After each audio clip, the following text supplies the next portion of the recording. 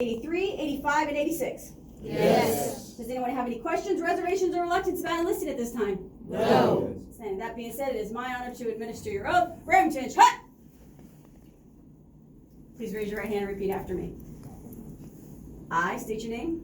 I, Do solemnly swear or affirm do solemnly swear that I will support and defend that I will support and defend the Constitution of the United States the Constitution of the United States against all enemies, against all enemies, foreign and domestic, foreign and domestic, that I will bear true faith that I will bear true faith and allegiance to the same, and allegiance to the same, and that I will obey the orders and I will obey the orders of the President of the United States of the President of the United States and the orders of the officers and the orders of the officers appointed over me appointed over me according to the regulations according to the and regulations the Uniform Code and the Uniform of Code military justice. of military justice. So help me God. So help me God. All right, go ahead and lower that right hand. Please stand at ease.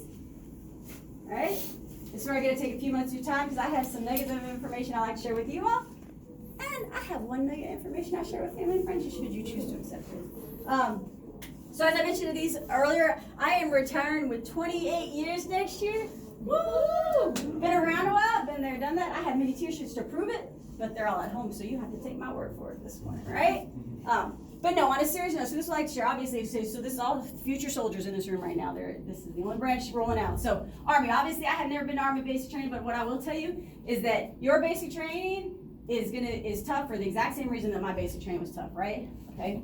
So to me, basic training is tough for a very specific reason, right? The fact that you're going to be able to make the perfect hospital corner and the fact that you're going to be able to line your shoes up in a perfectly flush row is not so important to any mission that you will ever participate in. Whether it's humanitarian or operational, those things don't matter. But the fact that you have the situational awareness to know that you don't have the perfect hospital corner, the fact that you take the time and you have the attention to detail to make sure that your coat hangers are perfectly spaced, and I mean perfectly spaced across that closet bar row, that is a skill set that we want to know that each and every one of you has when you walk out of basic training. And that's why I'm saying all 4 basic trainings, we all get that skill set because it's a critical one, and we want to know that everyone has it, right? So when basic training gets tough, and it's going to get tough tonight when you step off your bus, y'all. Can't do nothing about that. It's done, right? No, seriously, when you get off your bus and it gets tough, I want you guys to remind yourself of why you walked into your recruiter's office that first time. Right? I want you to keep that in the front of your brain tonight. Why did I do this, right? When you go to bed tonight and you wake up tomorrow morning and basic training is going to be a little bit tougher, right? I want you to keep reminding yourself of why you went back. What were the dreams and the goals and the aspirations that you set for yourself every time you talked to your recruiter or every time you showed up at MEPS to go through this entire process to be standing where less than 1% of Americans choose to stand today? It is important to remember why you chose to do this while you're at basic training. And it's important to remember afterwards too. But at basic training, it is very important, all right? So hold that thought. I'm gonna get back to number 2 for you all. So for family and friends, when I did roll out to basic training a very, very long time ago, and I called my mom up from a payphone, because we didn't have cell phones back then, right? We're from Alaska, so she tried to fire me up. She's like, suck it up and do your job, this is what you wanted to do. I was like, yes ma'am, right. So when I got home, I was like, Mama, all I need you to do is tell me tomorrow is gonna be better, right? So 6 years later, when I crossed over the dark side, and I highly recommend everyone pursue it, right? Called her from a very different payphone, because I couldn't afford a cell phone. Y'all remember how much they were when they first came out, right? She wrote it on a 3x5 card. She'd be like, wait, let me get my card, which she still has to this day. And she'd be like, Janina, tomorrow is going to be better. So if they call you up and they're homesick, they don't like their bunkmate, they can't stand their drill sergeant, or my favorite one, they want to be an adult, because we all know how much fun that is, right? Please remind them that tomorrow's going to be better. Please remind them that they're in a very short tunnel, and at the end of this tunnel is an amazing adventure for them, all right? So that's the best I have for you. I'll take it or leave it. It's yours. So back to number 2 and kind of falling on that short tunnel when you get out of it.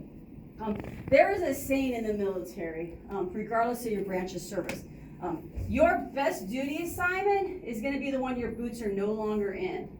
And your most challenging duty assignment is going to be the one your boots are in today, right?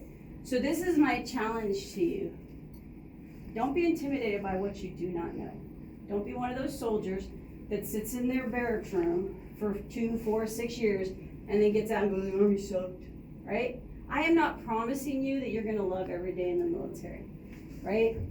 But I am promising you that if you make the most of this opportunity and you get out and you explore, you will have an amazing story to tell, right? So if you get stationed overseas and you need to learn to drive on the other side of the road, not the wrong side of the road, but the other side of the road, that's okay. If you get stationed in a country with an amazing train system, aka anywhere but the United States of America, see, you know. Get on that train and explore what that location has to offer you. And for those that don't know, I'm gonna give you a secret about trains. If you get on the wrong one and it goes the wrong way, all you gotta do is get off, go to the exact opposite side of that train on the other platform, and that train's gonna take you right back to where you came from, right? Get out there and make the most of this adventure, because I am not saying someone's gonna hold your hand and make this adventure great. But good, bad, ugly, I have loved it all because I've made the most of this adventure, right? So that's my challenge to you. And I close with a story because I think it sets home what I'm talking about. I was stationed in Guam. For those that don't know, Guam is a tropical island, south of Hawaii. It's a U.S. territory where they speak English, U.S. dollar. They drive on our side of the right road, right? And I had airmen who were miserable. And I'm like, when's the last time you got off the base? And they'd be like, I don't know. And I would reach down into my box of coloring books and I would hand them a new coloring book and I'd say, the exchange closes at 6, go buy some new crayons. They were 98-cent coloring books, so I bought them in freaking bulk. I'm not ashamed, y'all. What are you gonna do? Right? That's a true story. That's not an analogy. I told them to go get some new crayons because I was not holding their hand to make Guam amazing for them. Right? Nobody's gonna make this amazing for you. You have to find what's out there, but I promise you it's out there if you open up your barracks door and get the heck off base. Okay? All right, so this is what's gonna happen. Once I dismiss you, those that don't have family or friends in here, we're just gonna fall to that side of the room. If you have someone hanging out behind me, go ahead and fall out this way and take some pictures of them. We're gonna take about a minute and a half, maybe 2 minutes. We gotta roll. I got 77 people shipping out to Basic Train today, so we align. So just have some pictures of them. If you guys want to wait around, y'all see how busy it is. You got to wait in one of the waiting rooms. They can come find you. They will be here for a little bit longer, okay? Once you guys, and then once everyone's out of here, we're going to sign our contracts. Once you guys sign your contracts, you're going to hang out. They will call you for a transportation brief. So that's your next thing that you need to listen for is a transportation brief, okay? All right. Any questions?